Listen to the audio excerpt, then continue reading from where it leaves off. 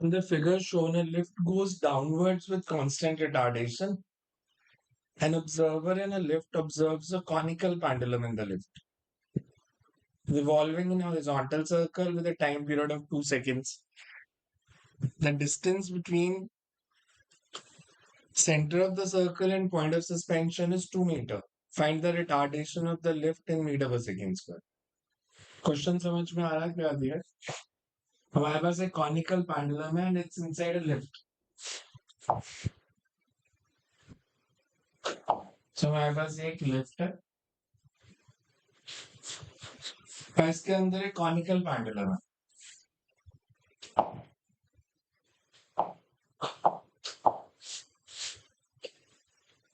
जैसे लिफ्ट के टॉप से सस्पेंडेड है.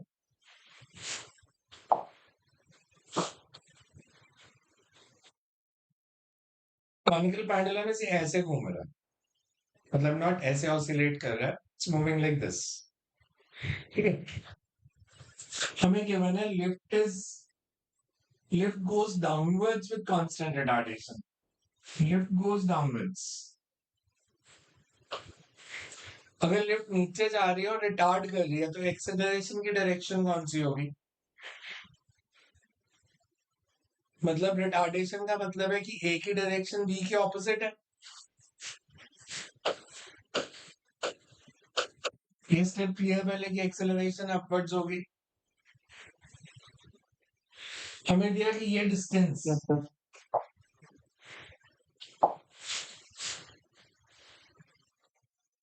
पॉइंट ऑफ सस्पेंशन से सेंटर ऑफ सर्कल का डिस्टेंस गिवन है, इट्स 2 मीटर.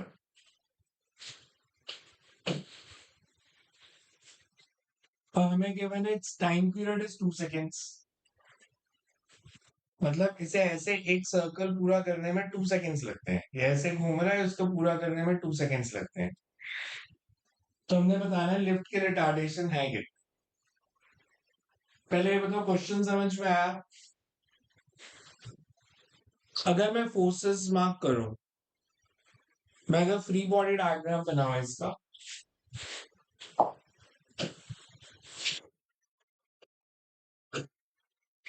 डाउनवर्ड डायरेक्शन में कौन सी फोर्स है?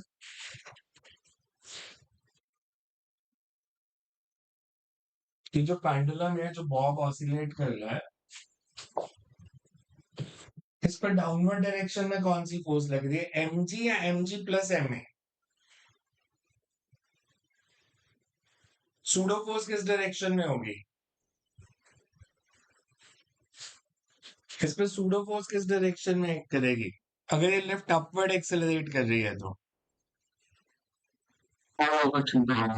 सूडो फोर्स डाउनवर्ड्स, एमजी भी डाउनवर्ड्स, तो टोटल डाउनवर्ड फोर्स कितनी होगी? This will be mg plus ma. एक टेंशन इन द स्ट्रेंथ. अगर ये एंगल थीटा है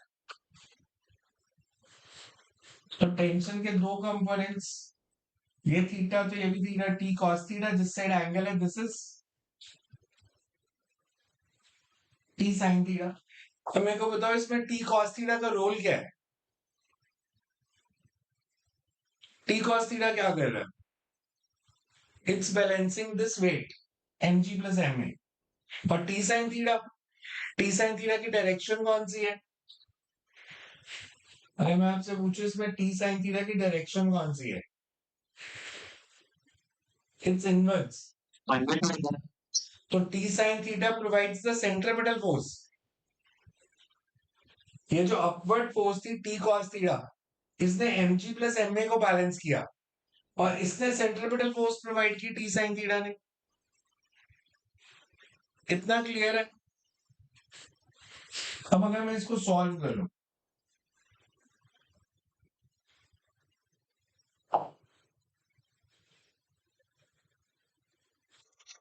हम ले रहे हैं कि जो टी कॉस थीटा है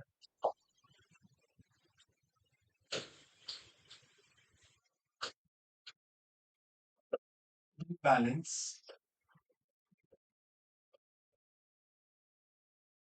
नेट वेट मतलब सूडो फोर्स और वेट मिला के।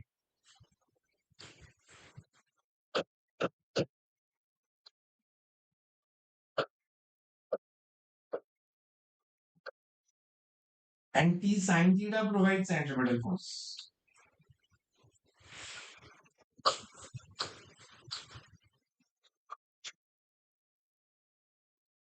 अब हमें दिया है ये डिस्टेंस 2 और ये एंगल थीटा, तो रेडियस ऑफ सर्कुलर पाथ क्या हो जाएगा? मतलब ये डिस्टेंस 2 है, ये आर है, ये एंगल थीटा, तो tan थीटा किसके इक्वल है? tan theta, tan theta is equals to r/2, तो tan थीटा इज r/2, तो r is 2 tan theta. Also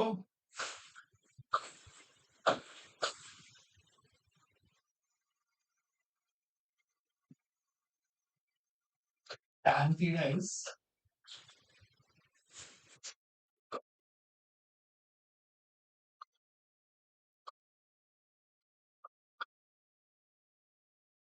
2 tan theta।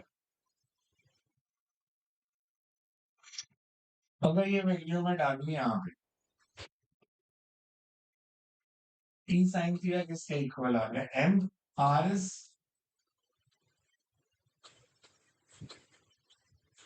into omega square. ठीक है, ये स्टेप r की वैल्यू इधर डाल दी, इसको मैं ऐसे भी लिख सकता हूँ।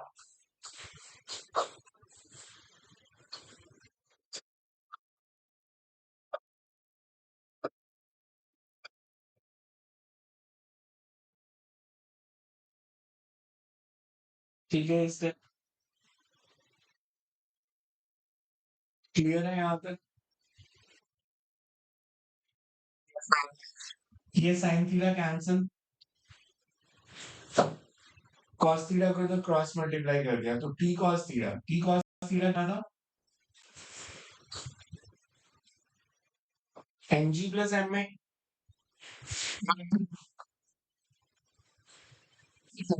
हाँ जी,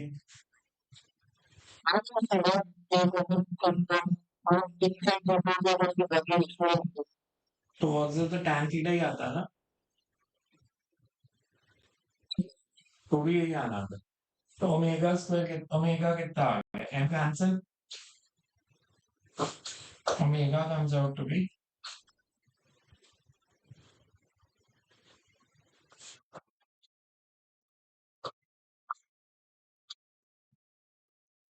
g प्लस a/2 का अंडर रूट। ओमेगा और टाइम पीरियड में कोई रिलेशन होता है?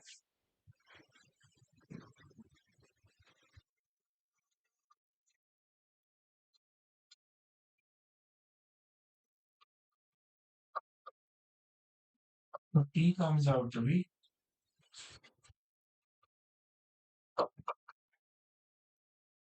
तुम्हें क्वेश्चन में क्या गिवन है? टाइम पीरियड गिवन है 2 सेकंड्स, g आपको पता है, a निकाल सकते हो यहाँ से। हमें क्वेश्चन में गिवन है,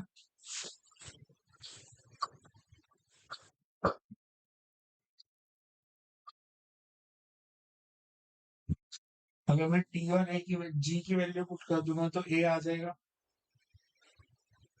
मेथड समझ आया? ध्यान से देखो दोबारा। हमें दिया था कॉनिकल पेंडुलम है, ये डाउनवर्ड मूव कर रहा है और रिटार्ड कर रहा है। डाउनवर्ड मूव कर रहा है मतलब वेलोसिटी डाउनवर्ड है, रिटार्ड कर रहा है मतलब एक्सेलरेशन की डायरेक्शन वेलोसिटी के ऑपोजिट है। पहला स्टेप, यहाँ गलती नहीं करनी, बिकॉज डाउनवर्ड और रिटार्डिंग लिखा है, तो एक्सेलरेशन अपवर्ड्स है, सूडो फोर्स डाउनवर्ड है, तो डाउनवर्ड डायरेक्शन में फोर्स होगी mg plus ma। Tension in the string T, tension के कंपोनेंट्स बना लिए T cos theta T sin theta. T cos theta ने बैलेंस कर दिया mg प्लस ma को, and T sin theta provides the centripetal force. फिर हमें centre से यहाँ तक डिस्टेंस दिया था 2, तो वहां से मैं रेडियस ऑफ पाथ निकाल सकता हूँ, तो r की वैल्यू निकाल के सब्स्टिट्यूट कर दिया, सॉल्व कर दिया। मैथड क्लियर है सबको? समझ में आ रहा है कैसे किया सारा?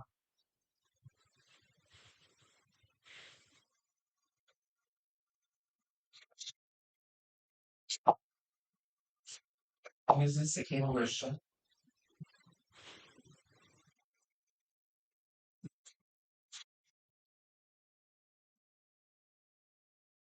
हमें दिया a toy car revolves in a circular path of radius 1 meter on a rough horizontal plane. Its speed varies with time as v is equals to 2t square. It starts sliding as t is equals to 1 second. Find the coefficient of friction between ground and the wheels. हमें जो v दिया 2t square, यहां से क्या पता चल रहा है? कांस्टेंट स्पीड है, वेरिएबल है? वेरिएबल। अगर वेरिएबल स्पीड है तो इसका मतलब यूनिफॉर्म सर्कुलर मोशन है या नॉन यूनिफॉर्म सर्कुलर मोशन है? Non uniform. अगर नॉन यूनिफॉर्म सर्कुलर मोशन है तो रेडियल एक्सेलरेशन, टेंजेंशियल या दोनों? दोनों। तो मतलब इसके पास टेंजेंशियल एक्सेलरेशन है। टेंजेंशियल एक्सेलरेशन क्या था? Rate of change of velocity या rate of change of speed? Tangential acceleration direction change करती है या स्पीड? तो डीवी बाय dt। ठीक है, हमें क्वेश्चन में दिया है बॉडी सर्कल में मूव कर रही है।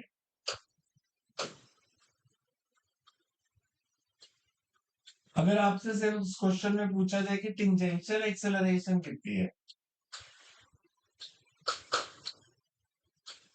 ये स्टेप ठीक है, 2t स्क्वायर के differentiation 4t, t is equals to 1 second.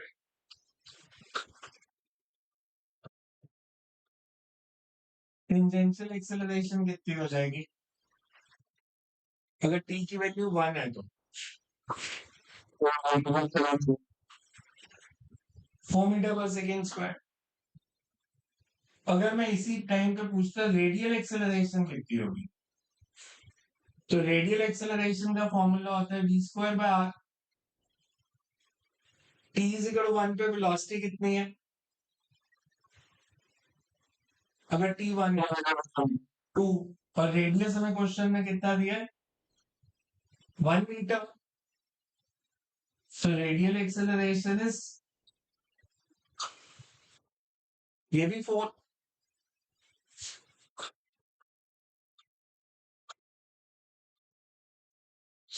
अब हमें दिया कार सर्कल में मूव कर रही है, उसकी रेडियल एक्सेलरेशन भी 4 है और उसकी टेंजेंशियल एक्सेलरेशन भी 4 है। ये दोनों एक्सेलरेशन किसने प्रोवाइड की? मेरे पास अगर एक कार सर्कुलर मोशन में मूव करती है,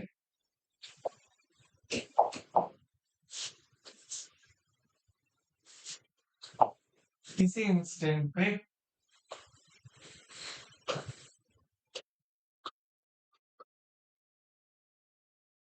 उसकी टेंजेंशियल एक्सेलरेशन है 4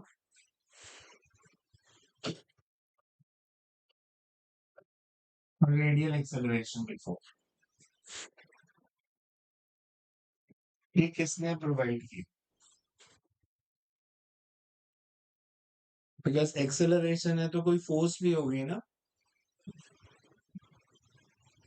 अगर मैं इस क्वेश्चन में पूछूं फ्रिक्शन किस डायरेक्शन में लग रही है, लेट्स सी, जो हम क्लास में नॉर्मली डायग्राम बताते हैं।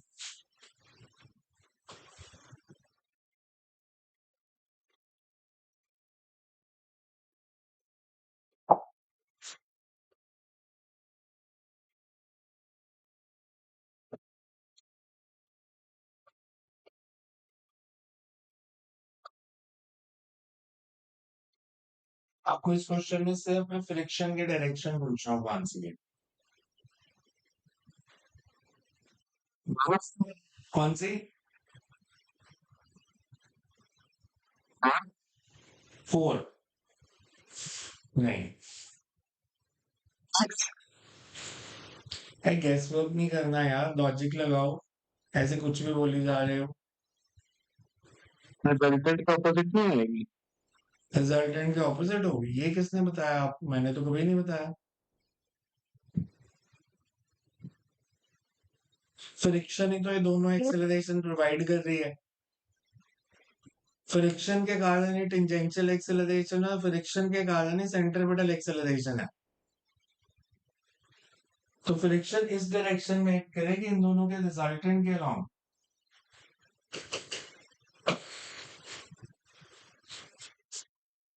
फ्रिक्शन का एक कंपोनेंट इधर एक्ट करेगा, ये टेंजेंशियल एक्सेलरेशन प्रोवाइड करेगा, और दूसरा कंपोनेंट रेडियल एक्सेलरेशन प्रोवाइड करेगा।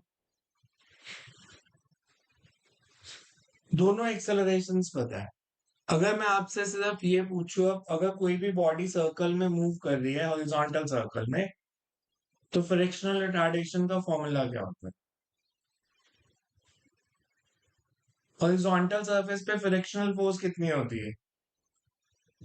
एक बॉडी ऐसे हॉरिजॉन्टल सर्कल में ऐसे मूव कर रही है, तो इस पे नॉर्मल रिएक्शन कितना है? बॉडी एक हॉरिजॉन्टल कितना? mg। हॉरिजॉन्टल सरफेस पे नॉर्मल रिएक्शन mg नहीं होगा वेट के इक्वल? अगर नॉर्मल रिएक्शन mg है, तो फ्रिक्शनल फोर्स कितनी है? Mu mg। बिकॉज हमारे पास ये फॉर्मूला था।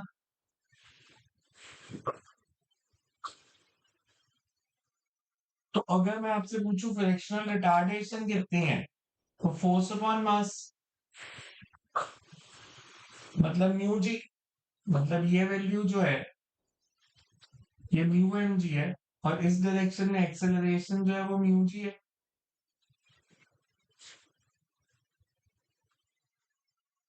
ये भी फोर, ये भी फोर।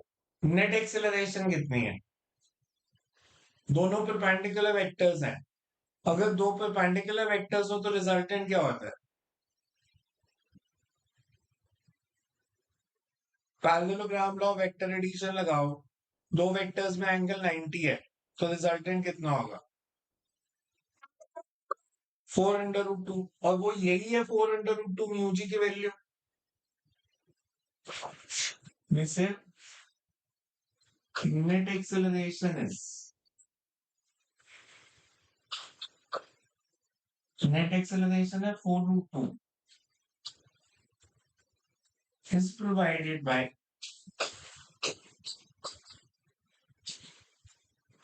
friction,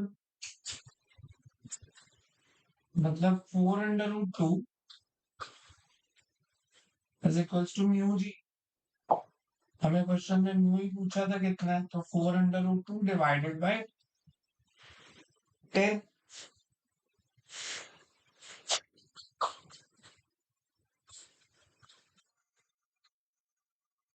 और यूनिट्स क्या होंगे?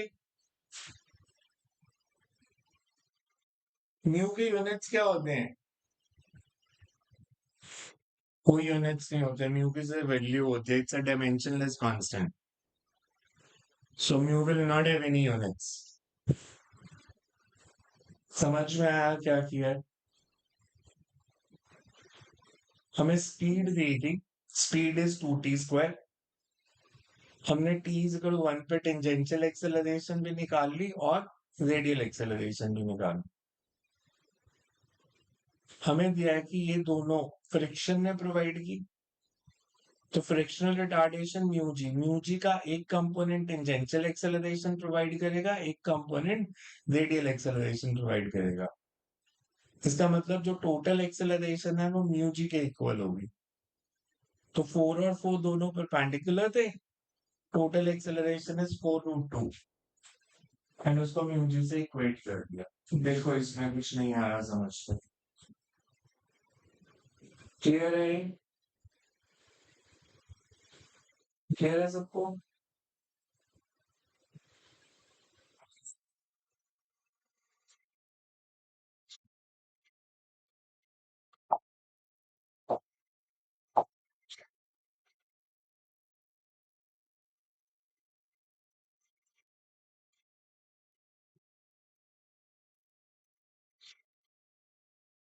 A small coin of mass 40 gram is placed on a horizontal surface of a rotating disk. Disk starts from rest and its angular acceleration is 2 radian per second square. Coefficient of static friction is 3 by 4 and coefficient of kinetic friction is 0.5. The coin is at a distance of 1 meter from center of the disk. Magnitude of resultant force on the coin exerted by the disk.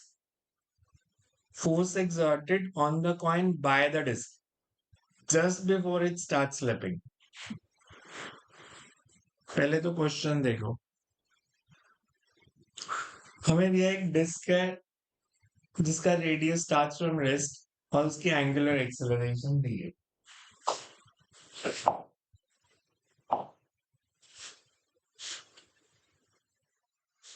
से disc इसीलिए alpha दी है.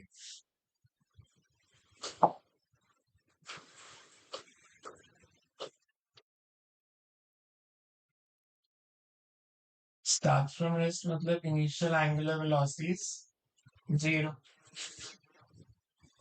एक 40 ग्राम का मास placed है इसके ऊपर at a distance of 1 meter from the center.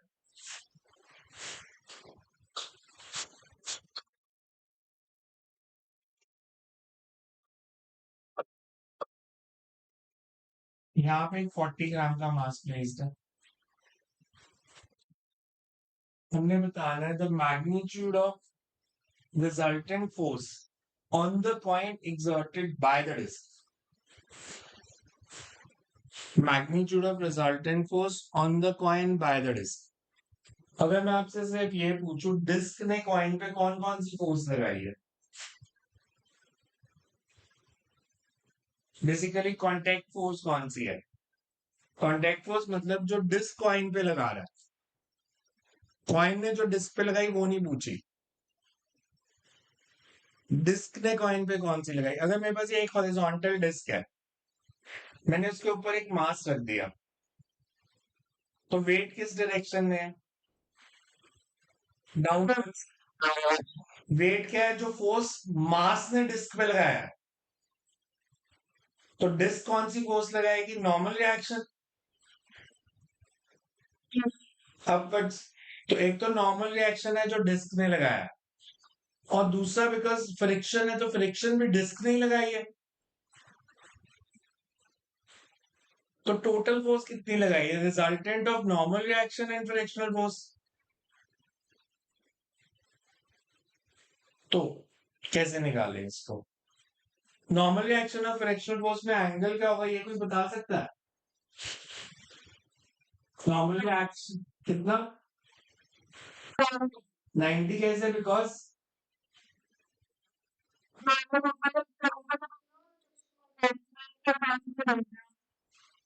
Normal reaction upward लगेगी, that is perpendicular to the surface, और जो फ्रिक्शनल फोर्स है that is parallel to the surface. तो बेसिकली दो फोर्सेस लग रहे हैं, एक लग रही है नॉर्मल रिएक्शन और एक लग रही है फ्रिक्शन. अगर नॉर्मल रिएक्शन mg है तो फ्रिक्शन कितनी है, म्यू mg. अब म्यू एस mg ले या म्यू के mg ले, बिकॉज अभी हमें दिया मैग्नीट्यूड ऑफ रिजल्टेंट वो just before it start slipping. अभी स्लिपिंग शुरू नहीं हुई है, स्लिपिंग शुरू नहीं हुई है तो स्टैटिक फ्रिक्शन या काइनेटिक, स्टैटिक. तो basically forces exerted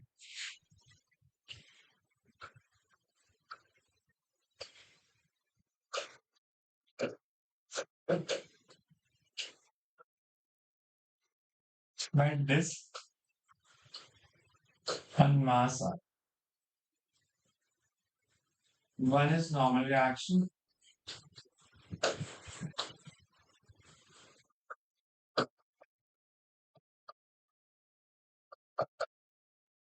R is equals to mg and mu is capital R is equals to mg, and normal reaction का m लिया.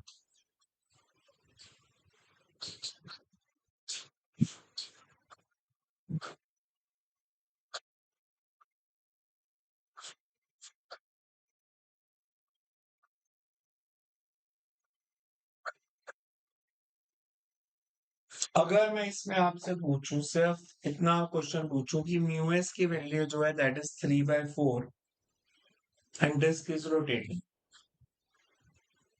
with mass at rest relative to the disk. Frictional force acting on the disk is self frictional force. Disk is rotating and mass is at rest relative to disk. So frictional force acting is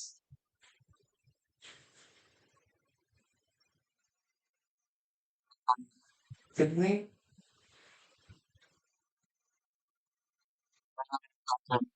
mu S M G. कैसे आई mu S M G?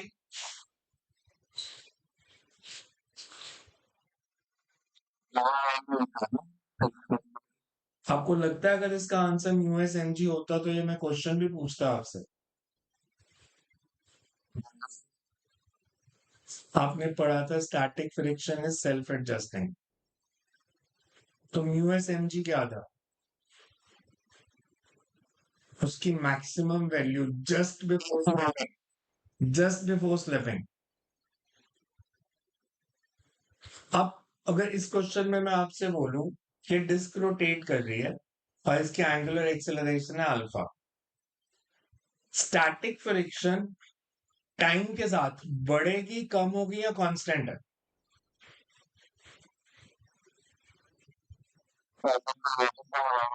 नहीं, मैं बोल रहा हूं अभी वो rest पे है, डिस्क ने घूमना शुरू कर दिया, तो जो स्टैटिक फ्रिक्शन लग रही है टाइम के साथ वो कांस्टेंट रहेगी, बढ़ेगी, कम हो जाएगी? वो बढ़ेगी। मैं अगर आपको बोलूं 1 सेकेंड के बाद मेरे को स्टैटिक फ्रिक्शन बताओ कितनी है, आफ्टर 1 सेकेंड अल्फा दी है 2 रेडियन पर second square, omega naught is 0, तो 1 सेकेंड के बाद स्टैटिक फ्रिक्शन कितनी है? 1 सेकेंड के बाद स्टैटिक फ्रिक्शन कितनी है?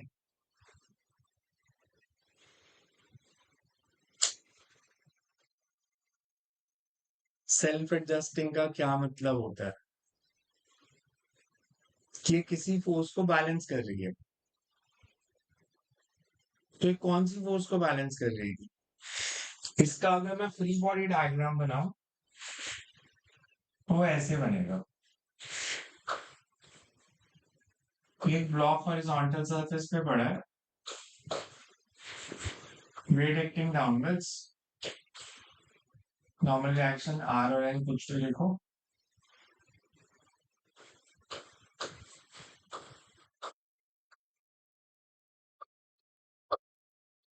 स्टैटिक फ्रिक्शन इस फोर्स को बैलेंस कर रही है, तो किसी भी इंस्टेंट पे अगर स्टैटिक फ्रिक्शन बतानी है that is M R omega square. जो म्यू एम जी है that is just before slipping, उसकी मैक्सिमम वैल्यू।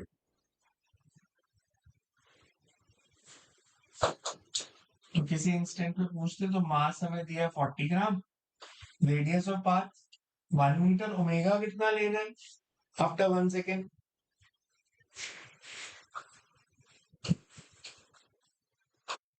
ये फॉर्मूला था।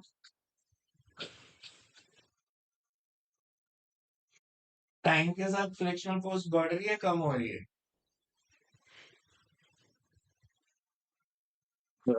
बढ़ रही है। तो ये जो वैल्यू है this is the limiting value, maximum इतनी हो सकती है जस्ट बिफोर स्लिपिंग। तो जो नेट फोर्स आई वो कितनी होगी? Because M G of friction perpendicular है,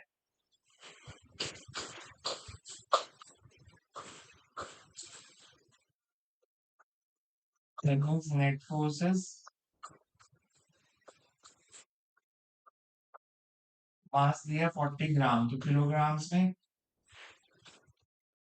value 10, mu S square is 3/4 का स्क्वायर, तो दिस इज 400 into 10⁻³ और ये आ गया 25 बस दिस, तो 5/4, सो 500 into 10⁻³ मतलब 0.5 न्यूटन। क्लियर है कैसे किया है? तो इसलिए कंसेप्ट पे जाया करो, मतलब ये लाइंस बहुत इंपॉर्टेंट होती है जस्ट बिफोर स्लिपिंग। अगर वो आपको पूछते आफ्टर टाइम टी बताओ तो क्या लिखते थे कॉन्टैक्ट फोर्स?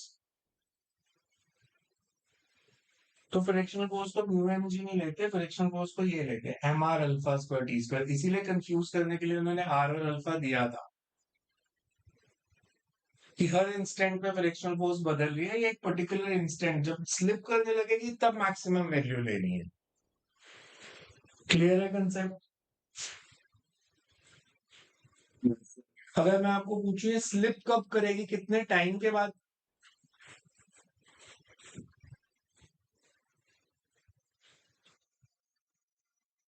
ये किसकी वैल्यू है? M R alpha square T square, ये किसकी वैल्यू है? फ्रिक्शनल फोर्स की एट एनी टाइम। और जब ये स्लिप करने लगेगी तो फ्रिक्शनल फोर्स कितनी है?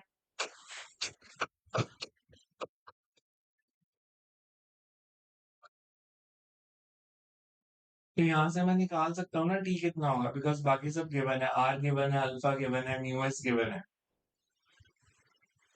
तो जब फ्रिक्शनल फोर्स मैक्सिमम वैल्यू का इक्वल हो जाएगी then body begins to slip. समझ में आया अच्छे से क्या किया मैंने पूरे क्वेश्चन में? सोल्यूशन बहुत बड़ा नहीं है, आप कंसेप्ट पे ध्यान दो, बिकॉज वो हर बार मैक्सिमम नहीं देंगे, वो आपको कुछ भी कह सकते हैं कि किसी टाइम पे निकालो। अगर मैं बोलूं कि ये बॉडी स्लिप करना शुरू हो गई तब कॉन्टैक्ट फोर्स कितनी होगी? अगर ये स्लिप होना शुरू होगी तो फ्रिक्शन कितनी होगी?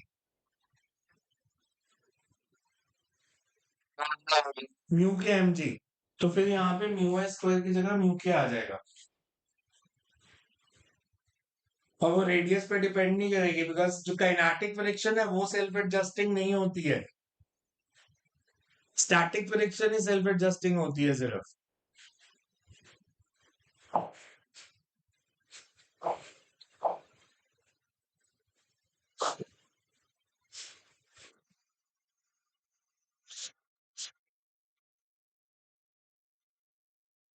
A small hoop of mass m is given an initial velocity v naught on the horizontal circular ring of radius r. Coefficient of kinetic friction is mu k. The tangential acceleration of the hoop immediately after its release.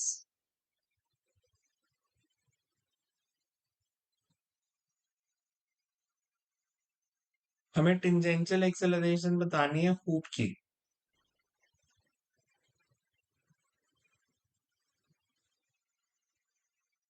Question समझ आया क्या है? Diagram clear नजर आ रहा है? हमें दिया, हमने इस हूप को इनिशियल वेलोसिटी दी, मतलब रिंग है, रिंग के ऊपर एक जैकेट सी चढ़ाई हुई है, तो उस जैकेट को हम हूप कह रहे हैं, उसको हमने वेलोसिटी दी वी नॉट। हमने बताना है इसकी टेंजेंशियल एक्सेलरेशन क्या होगी immediately after release. Immediately after release, what will be its tangential acceleration? कैसे करें इसको?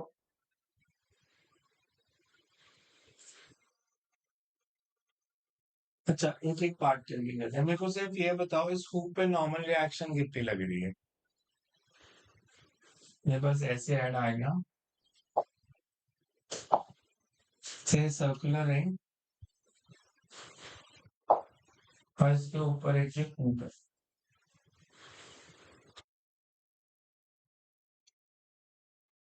और ये ऐसे घूम रहा है इसके रिंग के ऊपर। इसको मैंने वेलोसिटी दी है V naught. Just tell me normal reaction acting on this.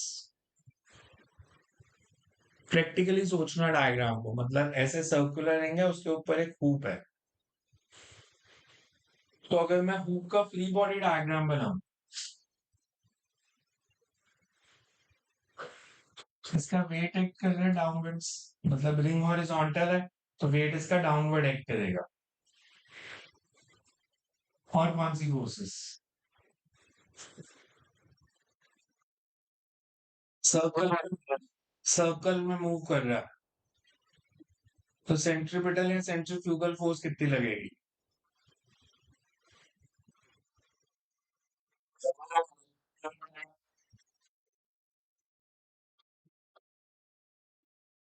M V naught square by are.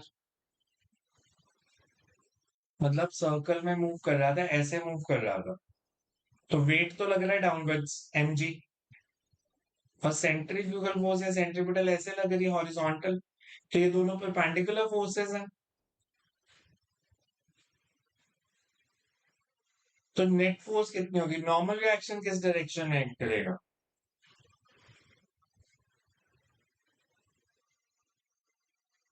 Normal reaction in दोनों का रिजल्टेंट ही होगा ना।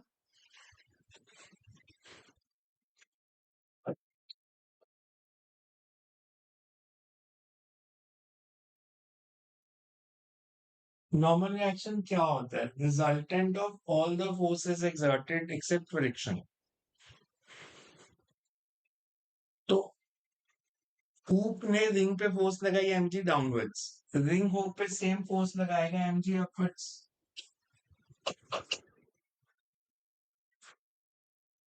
हुक रिंग पे फोर्स लगाएगा outwards mg square by R, तो रिंग हुक पे फोर्स लगाएगा mg square by R inwards. तो इन दोनों का रिजल्टेंट क्या हो गया?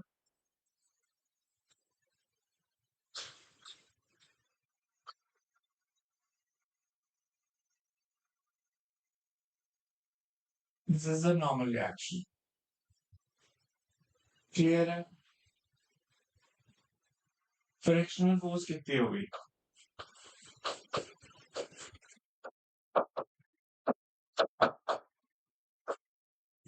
दिस काइनेटिक है तो मूव के इनटू नॉर्मल रिएक्शन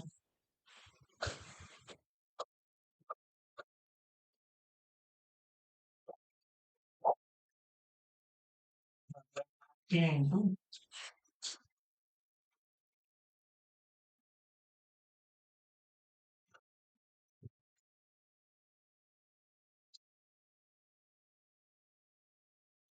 ठीक है यहाँ तक।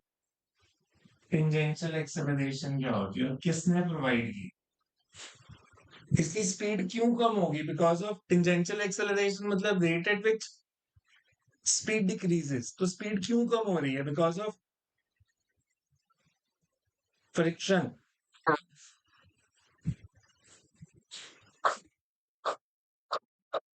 न्यूके इनटू ये फ्रिक्शनल फोर्स है, force upon mass is acceleration. सही है, न्यूके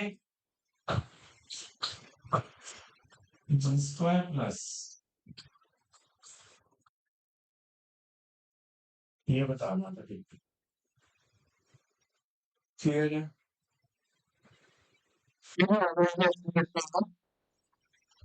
अगर रिंग हॉरिजॉन्टल सर्कल में मूव कर रहा हूं, मतलब ये रिंग है, जैसे समझ लो ये रिंग है और रिंग के ऊपर मैंने एक से मुंदरी चढ़ा दी, तो मुंदरी रिंग पे फोर्स किधर लगाएगी?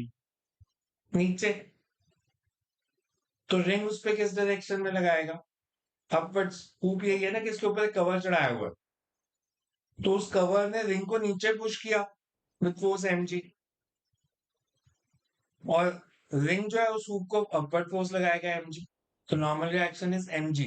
एक तो ये, और एक सेंट्रीफ्यूगल फोर्स, ये भी नॉर्मल रिएक्शन का ही पार्ट है बिकॉज ये भी रिंग नहीं लगाई है।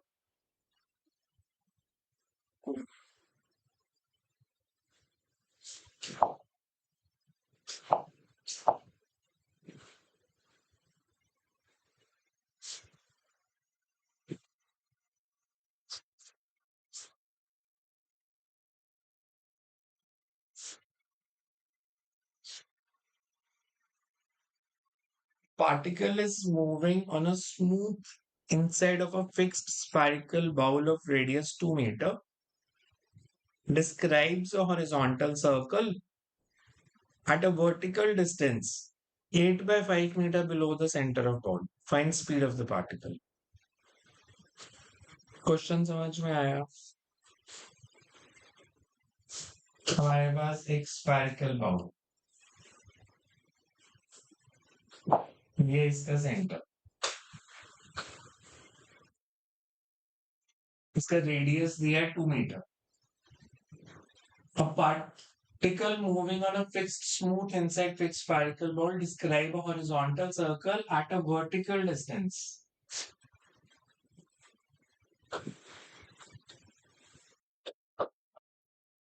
यहाँ पे एक पार्टिकल स्फीयर के अंदर ऐसे गोल घूम रहा है, ऐसे स्फीयर के अंदर अंदर. तो हमने बताना है इसकी स्पीड कितनी है. क्वेश्चन समझ में आया क्या है?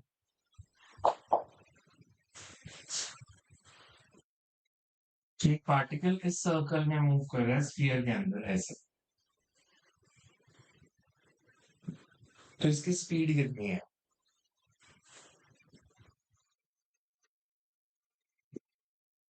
कैसे करें? मान लो ये पार्टिकल पे फोर्सेस कौन कौन सी लग रही हैं?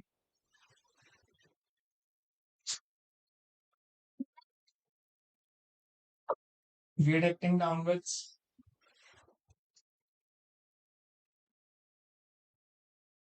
ये कौन सी फोर्स है?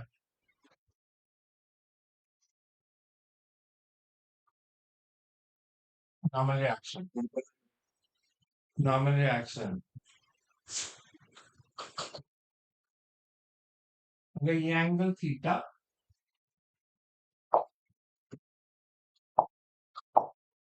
तो नॉर्मल रिएक्शन के दो कंपोनेंट्स. अभी हमने पहले भी कॉनिकल पेंडुलम जैसे ऐसे क्वेश्चन किया था. This is R cos theta, R sine theta. R cos theta का रूल क्या है?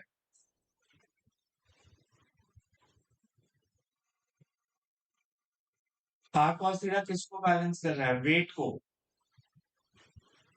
आर कॉस थीटा balances the weight and r sin theta Centripetal force. provides centripetal force.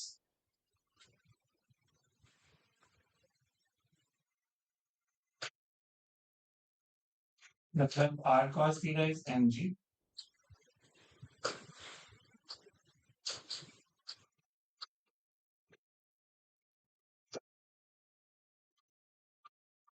अच्छा, यहां से r बता सकते हो कितना है? नॉर्मल रिएक्शन थीटा के टर्म्स में नहीं, वो तो क्वेश्चन में पता ही नहीं है ना हमें अभी. अगर मैं इन दोनों को स्क्वायर करके ऐड कर दूं तो क्या आ जाएगा? R square cos square theta plus R square sine square theta is R square. तो आर स्क्वायर इज,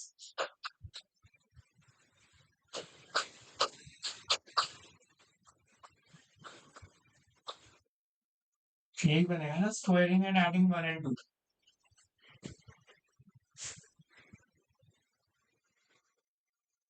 हमें v बताना है कितना है, तो v कैसे निकालें? ये डिस्टेंस दिया है 8 by 5 और रेडियस ऑफ पाथ दिया है 2 मीटर. मतलब स्फीयर का रेडियस दिया है 2 मीटर. ये थीटा कितना हो जाएगा? कॉस थीटा कितना है इस डायग्राम के हिसाब से? Cos theta base over hypotenuse 4 by 5.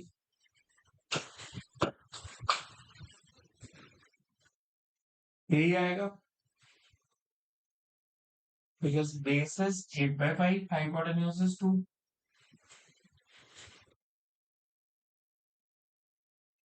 अगर ये 2 है तो ये कितना हो जाएगा? दिस इज,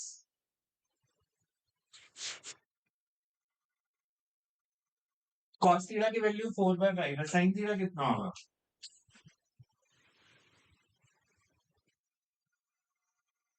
ये तो बता दो, ये तो 9th की एक्सरसाइज है। cos थीटा अगर 4/5 है तो sin थीटा कितना होगा? ये फॉर्मूला नहीं पढ़ा। sin theta is 1 minus cos square theta, तो 1 माइनस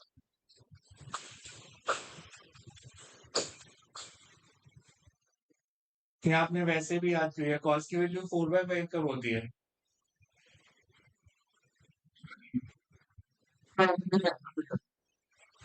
37, 53, 37। चलिए साइन थीटा पता चल गया, यहाँ पुट कर देते हैं। हमें आर भी पता है, हमें साइन थीटा भी पता है, तो वेलोसिटी निकाल सकते हो जाएगा सब। बिकॉज हमें स्पीड तो बतानी है थी, तो हमें नॉर्मल रिएक्शन भी पता है और हमें आर भी पता है। दूसरा मेथड हो सकता है कि अगर मैं आर साइन थीटा को आर कॉस थीटा से डिवाइड करूं,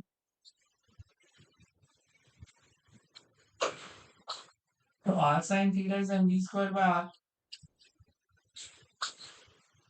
तो मतलब tan theta is V square by R G. Sine theta की वैल्यू 3/5, कॉस थीटा की वैल्यू 4/5, तो tan थीटा कितना हो गया?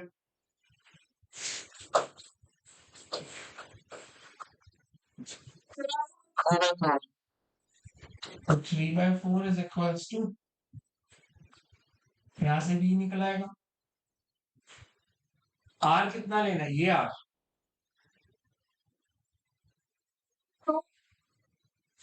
आर इसका रेडियस है, मतलब ये आर है।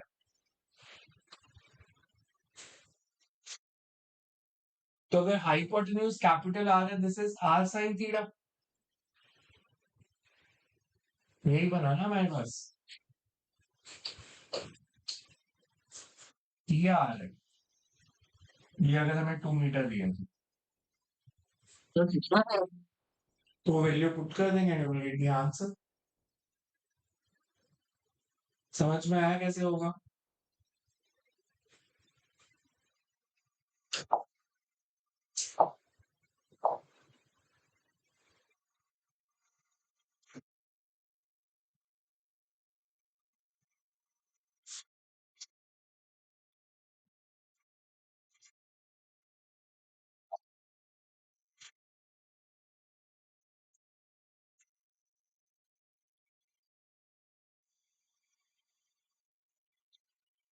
हमें दिया है, in a motorcycle stunt called well of death,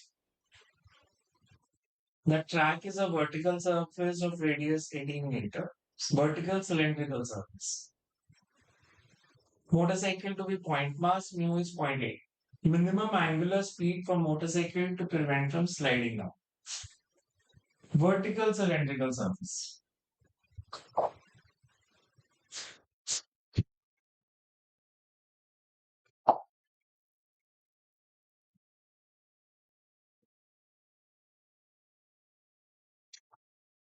हमें ऐसे भी है, मोटरसाइकिल ने इसके अंदर मूव करना,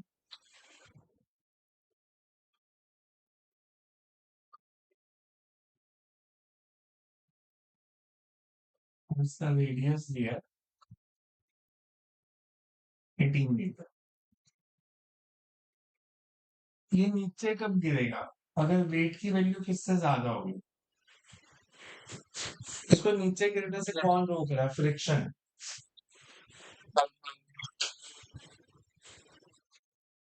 और फ्रिक्शन कितनी है?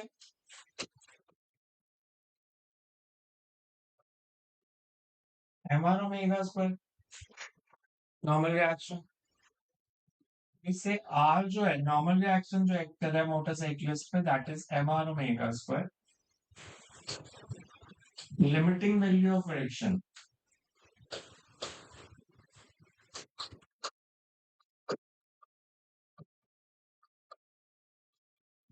इन आर।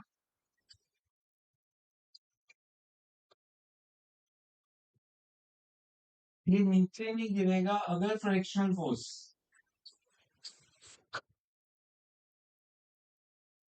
वेट से ज्यादा होगी। तो एंगुलर स्पीड कितनी होगी? एम तो कैंसिल हो गया, angular speed is under root G by mu R या इससे ज्यादा। तो हमने बताना मिनिमम कितनी है, तो minimum would B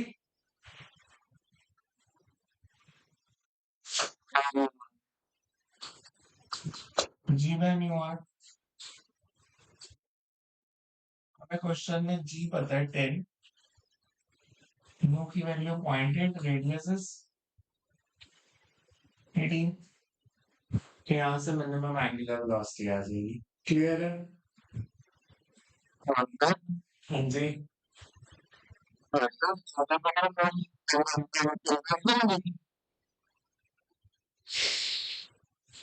frame of reference कौन सा लिया मैंने, डायग्राम किस में बनाया कि खुद सिलेंडर में, तो सेंट्रीफ्यूगल लेंगे ना, सूडोफोर्स।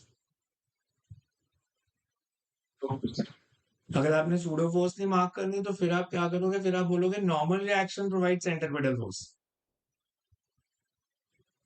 तो R is equal to M R omega square ही आएगा उससे भी, अगर आप ग्राउंड फ्रेम में भी सॉल्व करोगे तो।